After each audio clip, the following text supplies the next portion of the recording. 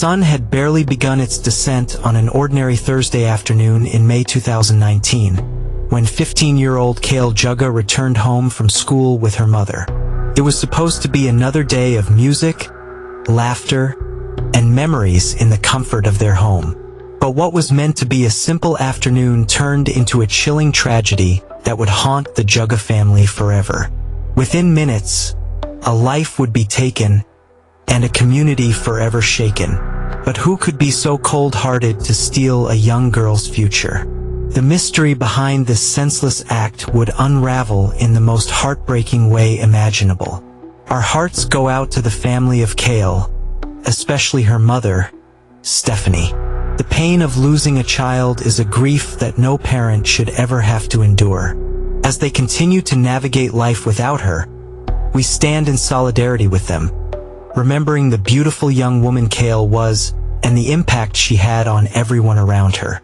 May they find strength in the love and memories that will always remain in their hearts. Our thoughts and prayers are with them during this incredibly difficult time. This is True Crime Diaries. If you're captivated by this case and want to dive deeper into the world of true crime, make sure to like, comment, and subscribe. Join us as we uncover the most chilling and shocking stories that will keep you on the edge of your seat. Stay tuned for more gripping episodes. You won't want to miss what's coming next. On May 9th, 2019, at just before 2 p.m., Stephanie Jugga picked up her daughter, Kayle, from school. The two shared a special bond, with Stephanie managing her photography business from home, which allowed her to do the school run. This afternoon was no different. The air was light as they pulled into their driveway, the garage door rolling open, and they entered their house. A peaceful, ordinary day unfolded until the silence was shattered. Inside, the two began to enjoy their quiet moments. Kayle, with her energetic spirit, went to her room to prepare for her part-time job. Meanwhile, Stephanie continued with her routine. What happened next seemed so surreal. A hooded figure, dressed all in black, crept into their home through the open garage door. The sound of gunfire suddenly pierced the stillness. 7 shots rang out, leaving devastation in its wake. Moments later, the figure fled the scene. All Stephanie could hear were the echoes of her daughter's cries, her mind struggling to comprehend what was happening. 3:02 p.m., the phone rang. Stephanie, still in the master suite, desperately dialed 911, while panic set in. She feared leaving the bathroom, unsure if the shooter was still inside. But deep down, she already knew who was responsible: her daughter's ex-boyfriend, Martis Fuller.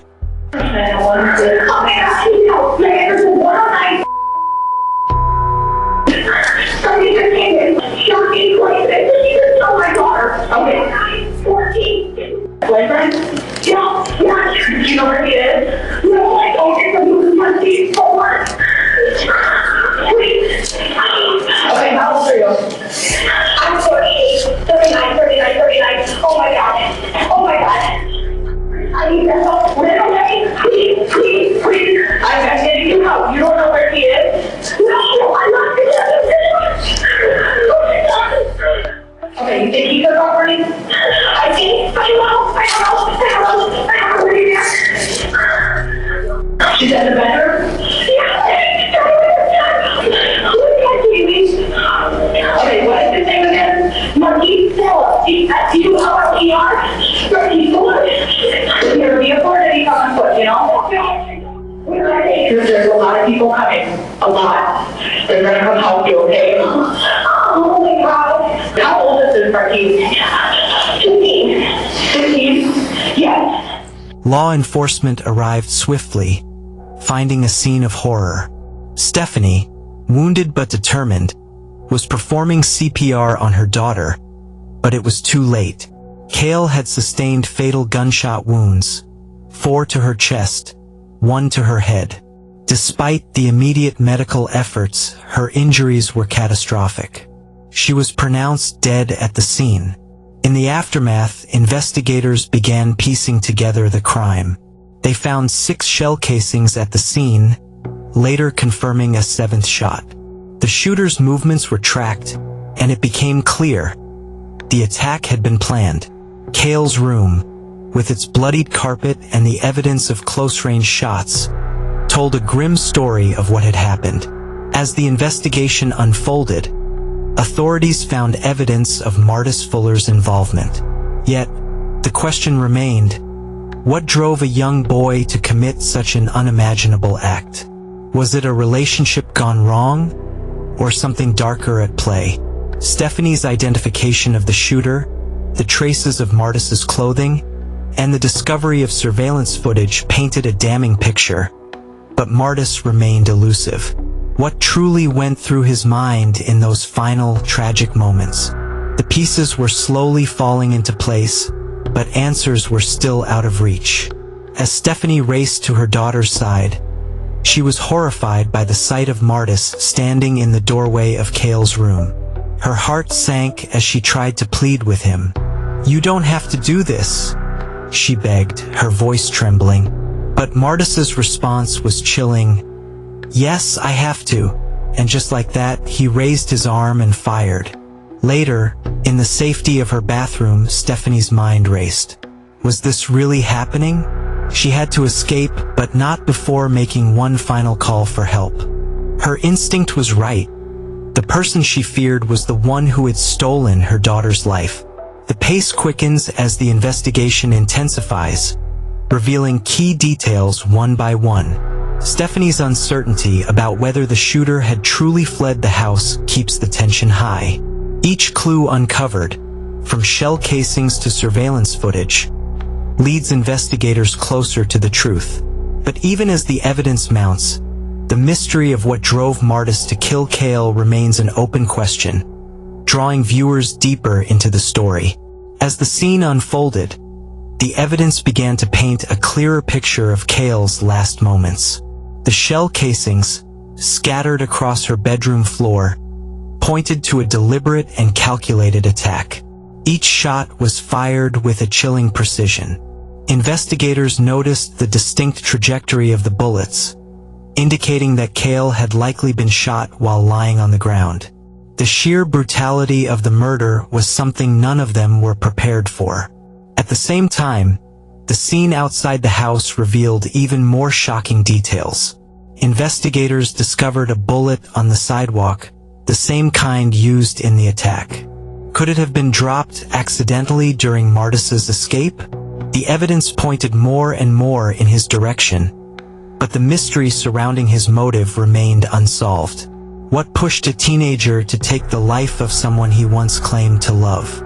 Kayle had an infectious zest for life, with a deep love for music and dance. In the midst of their grief, her friends and family often spoke of her joyful spirit and contagious laughter. She had a unique way of starting a joke, only to be overtaken by uncontrollable giggles, leaving everyone around her in fits of laughter, without ever getting to the punchline. It was impossible not to be swept up in her joy and lightheartedness. She would always make a room light up with her smile anytime, or her laugh. Her laugh is, you can always remember her laugh. I can hear it all the time, you know, it's very memorable. She was such a loving person. Kayle loved to cheer. She loved being with her friends. She was just a bubbly person. She made everything a great time. To honor their friend, Kayle's fellow cheerleaders performed a special routine, followed by a heartfelt moment of silence. Kayle's relationship with Martis had been anything but normal. What seemed like a sweet teenage romance had quickly turned toxic. Over time, Martis's possessiveness began to seep into every aspect of Kayle's life. This was able to happen, and I'm glad to see that everyone came out for Kayle, and that I love her, and that I'll always miss her. At first, Stephanie saw him as a good kid, an athlete with dreams of a future. He fit in well with the Jugga family, attending family dinners, going to games, and spending holidays together. But as time passed, it became clear that things were spiraling out of control. Martis's calls and texts grew more frequent, bordering on obsessive. Stephanie confronted him multiple times, but Martis would laugh it off, ignoring her warnings. The control he exerted over Kayle became unbearable, and friends began to notice the change in her behavior. The social media drama and accusations flew back and forth, with Martis accusing Kayle of being with another guy, and Kayle defending herself. These accusations grew louder, and soon, Martis's need to control Kayle had reached dangerous levels. One particularly scary incident at Bradford High School revealed just how intense the situation had become. Martis, enraged, blocked Kayle in a school hallway and demanded that she hand over her cell phone. Security had to intervene, and the school issued an order that Martis keep his distance from Kayle. But this would be just the beginning. As Martis's behavior escalated, Kayle found herself increasingly trapped. She tried to break free, but the cycle of control continued. She posted about the situation on social media, making it clear that she was fed up. Her relationship with Martis had come to an end, but he wouldn't let go. He began stalking her, calling from different numbers, showing up at her workplace, and even lurking outside her home. Kayle, just 15 years old, was living in constant fear. She was forced to resign from her job at the laundromat, where she felt unsafe being alone. She reached out for help, but the situation only worsened. Despite blocking his number, Martis found ways to contact her, using friends to relay messages and show up uninvited. The control he had over her life seemed unbreakable. Stephanie, who had witnessed the escalating behavior, tried to protect her daughter, but nothing seemed to work. The more Kayle tried to assert her independence, the more aggressive Martis became. And when Kayle finally found a new job, she thought she had escaped, but she was wrong. Martis's obsession would soon reach its deadly conclusion. The day of the murder had been typical at first, filled with the small, everyday moments that Kayle and Stephanie cherished. But that peace would be shattered in a matter of minutes. Martis, driven by anger and a need to regain control, had carefully planned every detail of the attack. Surveillance footage later revealed his meticulous movements, the bike ride, the change of clothes, and his calculated entry into the Jugga home. It wasn't just a random act of violence. It was the horrifying culmination of months of obsessive behavior. Martis had been planning this moment for some time. His increasing desperation, the sense of ownership over Kayle, and the inability to accept their breakup drove him to an unthinkable decision. He would make her pay for rejecting him. As the doorbell camera across the street captured the first signs of something amiss, the sound of gunfire shattered the calm. 7 shots rang out, sending shockwaves through the neighborhood. Martis had entered the house, and in a matter of minutes, he had shot Kayle, her body left broken on the floor. Stephanie, though injured, fought to save her daughter. The horror of those moments was etched into her memory forever, and her instincts to protect Kayle were undeniable. After the shooting, law enforcement wasted no time in launching a manhunt for Martis. But finding him was not as straightforward as expected. As police investigated, they learned that Martis had not been living at home for weeks. He was staying at friends' houses, moving from place to place, always one step ahead of the law. His mother, Elise, provided an alibi, claiming Martis had been with her during the time of the shooting. But as the investigation progressed, new evidence came to light that contradicted her statement. A friend of Martis's, Alexis, gave investigators the crucial information that placed him in the vicinity of the Jugga house at the time of the crime. Alexis had dropped Martis off at a friend's house just blocks away from the Jugga residence at 1 p.m. that afternoon. And when she picked him up a few hours later, he was visibly disturbed. His clothes covered in dirt, his demeanor far from normal. It wasn't just Alexis who provided valuable information. Martis's cousin, Anise, was the one who would finally help authorities close in on him. She spoke to police after receiving a confession from Martis the night of the murder. He had revealed to her the details of the crime, showing little remorse and instead, a twisted sense of justification. Anissa's testimony would be pivotal in the investigation. You can't keep waiting, you can't keep standing around here. I know you want to see your family and everything, but the time is almost up. Anything could happen to you at this point. He really didn't want to speak on the situation. I was just trying to calm him down and just trying to figure out what was going on in your mind that you did something like that, because I know my cousin, he's 15 years old. He is not that type of person. I wouldn't wish this on nobody, and I feel like how I am with both sides of the family. I wouldn't want my 16-year-old daughter getting shot and killed in her own home, and my 15-year-old cousin might get sentenced for life. So right now, it's just, my head is everywhere. The timeline of Martis's movements, the bike ride, the change of clothes, and his rapid escape, all aligned with the findings of the surveillance footage. And as investigators gathered more evidence, they knew they were on the right path. The investigation continued to uncover disturbing details, including the location of the murder weapon. Martis had hidden the gun, wrapped in a diaper inside a sewer drain, a last-ditch attempt to rid himself of the evidence. But his efforts were in vain. With the help of another family member, police were led to the gun's resting place. But there were other items that had gone missing.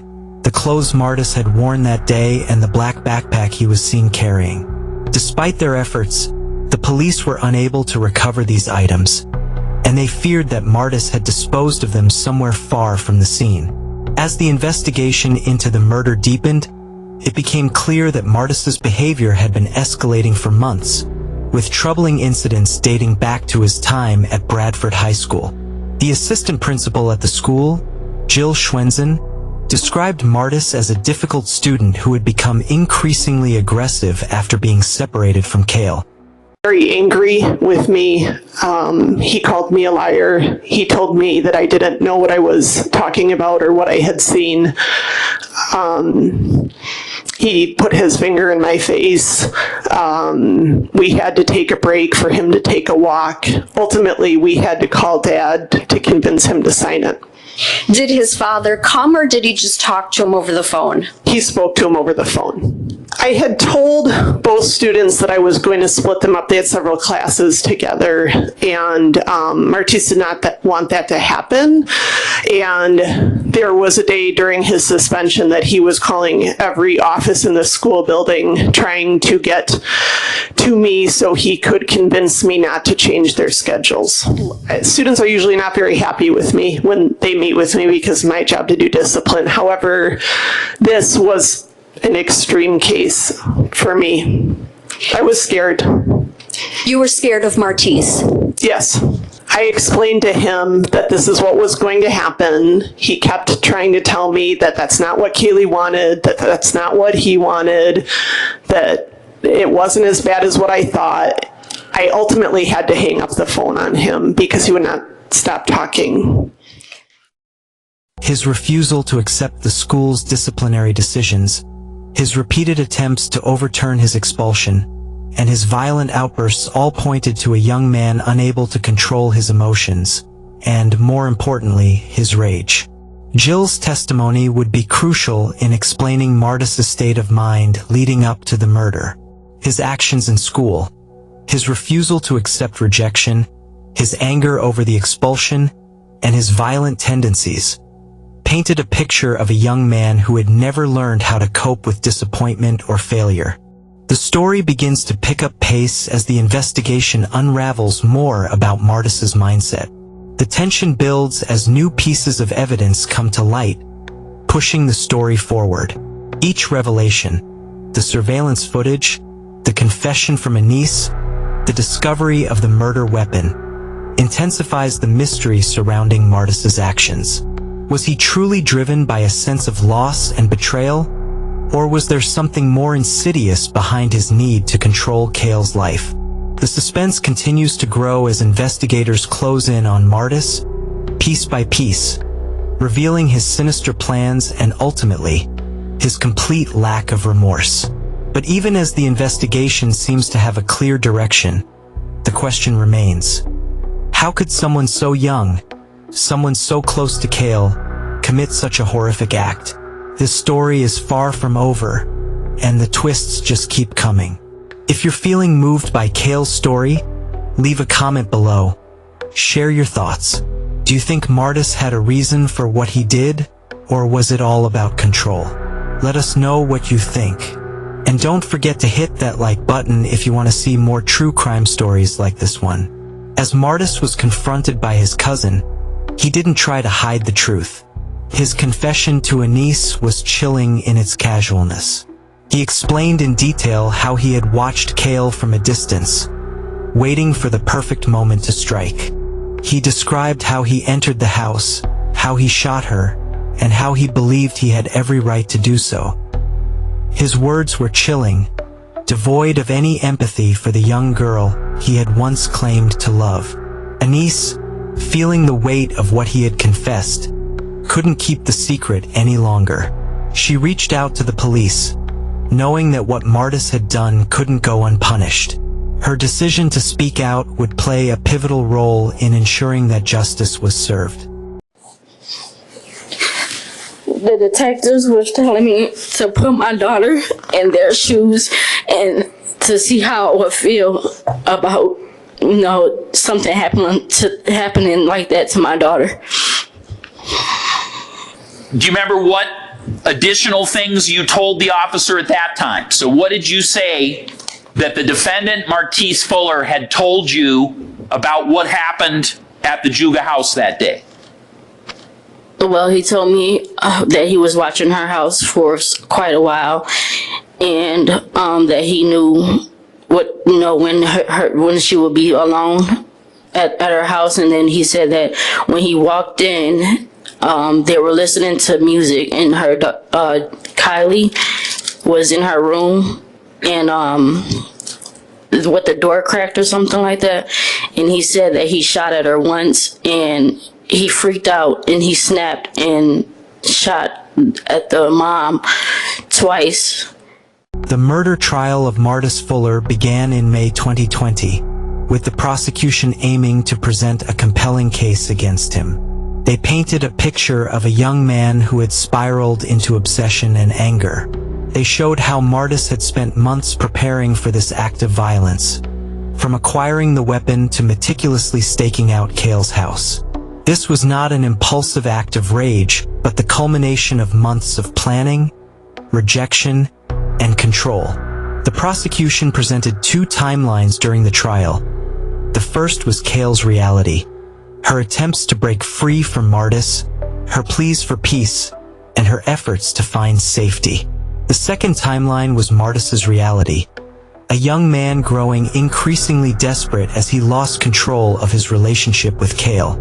On May 9th of 2019, the unimaginable happened to the Jugga family.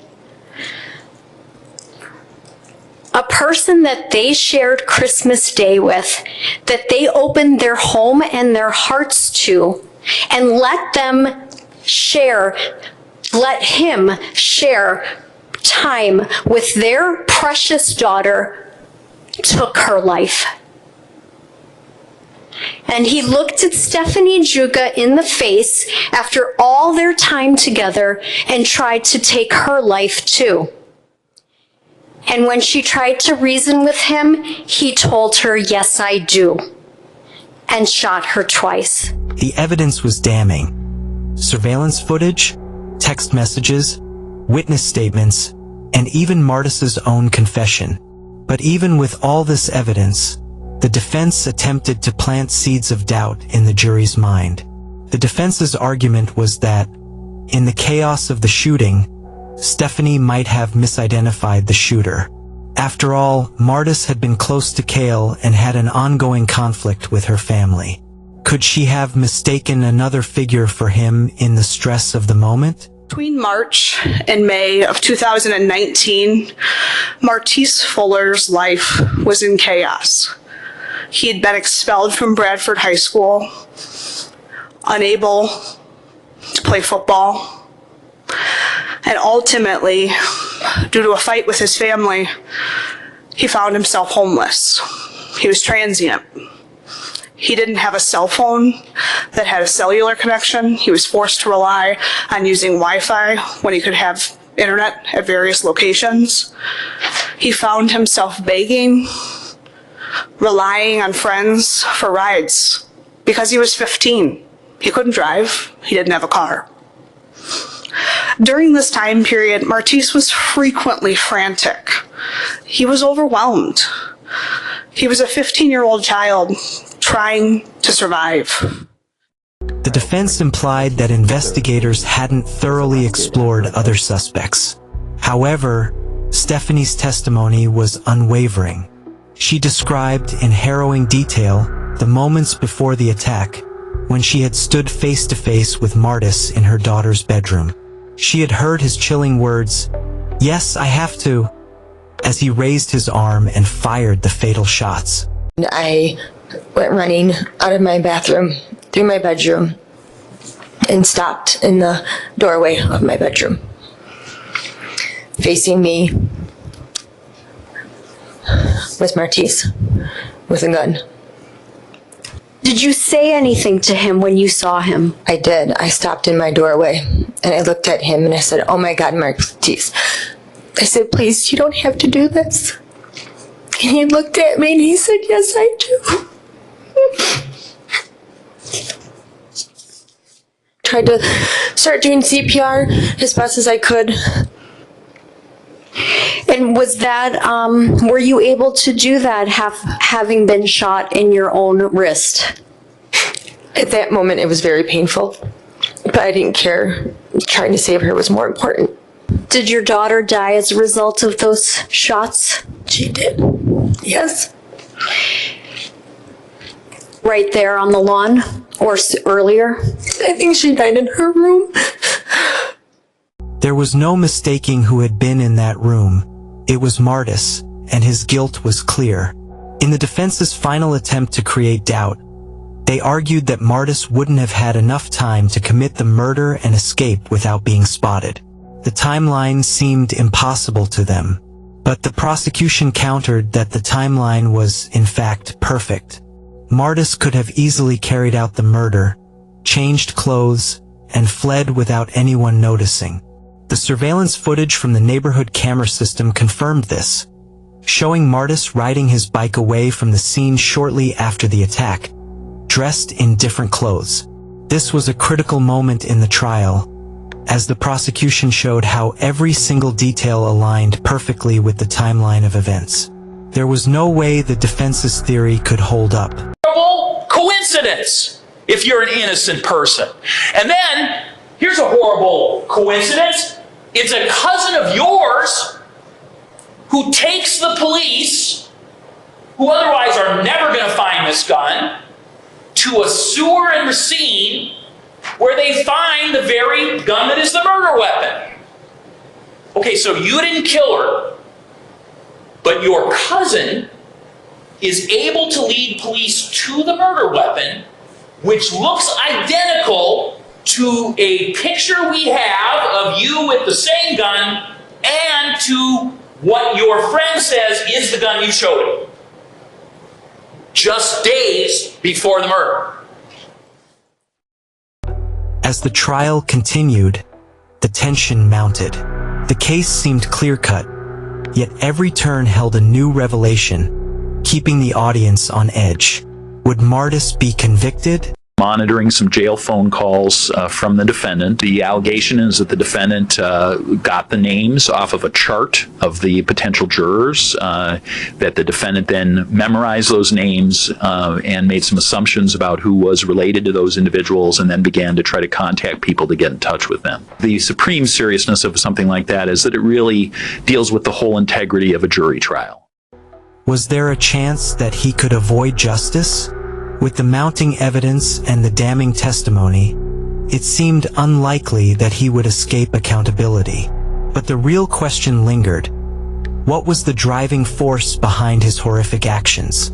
Was it love, obsession, or something far darker? With each new witness and each new piece of evidence, the case became more compelling, more chilling? Would the jury believe what they were seeing? Or would they fall prey to the defense's attempts to cloud the truth? After several days of deliberation, the jury returned their verdict. Martis Fuller was found guilty of first-degree intentional homicide and attempted first-degree homicide.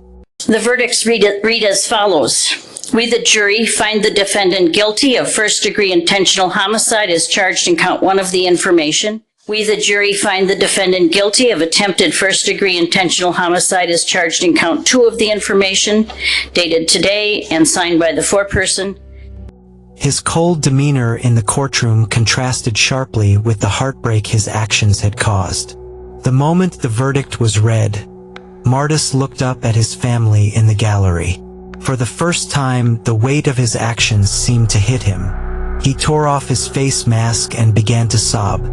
It was a heartbreaking sight, not for the loss of Kayle, but for the loss of his future, which now seemed certain to be spent behind bars. At his sentencing, Martis was given a sentence of life without the possibility of parole.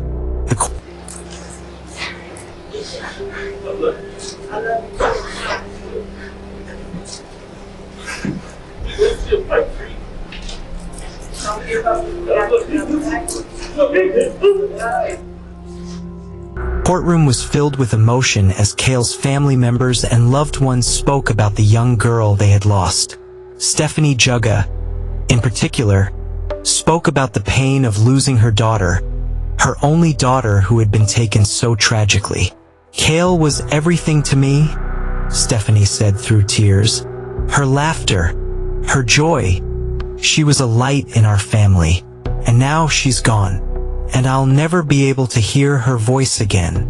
The impact of her words echoed through the room, leaving an undeniable mark on everyone present. Until the verdict was returned, you seem to have no ethos, no regret, no sorrow, no empathy. You are for you and no one else. You are a very dangerous and a damaged human being. Martis, despite his tears, had no chance of redemption. His defense was exhausted, and the weight of his actions, the murder of a 15-year-old girl, someone he once claimed to love, was unforgivable. Truthfully, I am sorry about the pain you've all suffered through but more importantly, the loss of my ex-girlfriend Kayle that I loved too. So I am sorry. Despite the hatred that is against me, I still am sorry. But I have to continue to stand innocent because I am.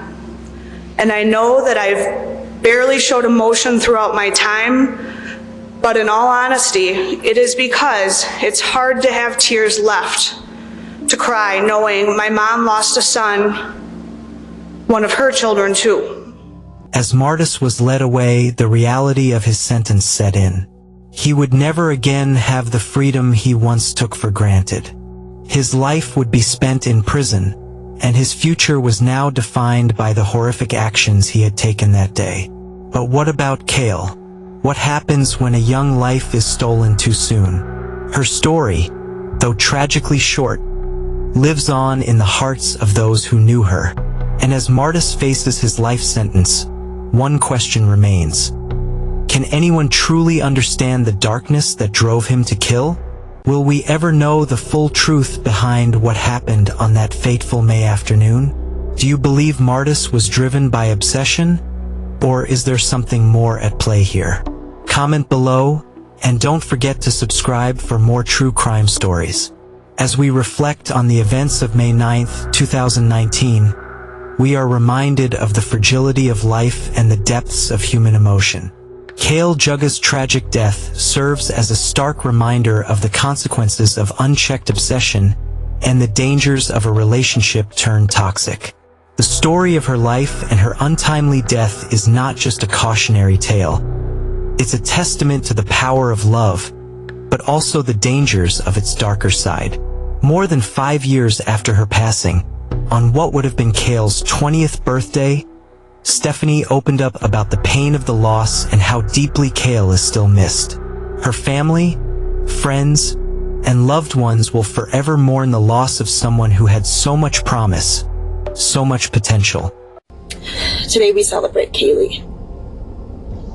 even though it's not the same, and this is our 5th birthday without her. I mean, how can it be 5 birthdays without her? And it just seems like everything. And Martis, in his sorrow, faces a future that he alone created. As time passes, his story will fade, but Kayle's legacy, her joy, her laughter, and her spirit will live on. Until next time, stay aware, stay safe, and always look a little deeper. This is True Crime Diaries, where every story has a pulse.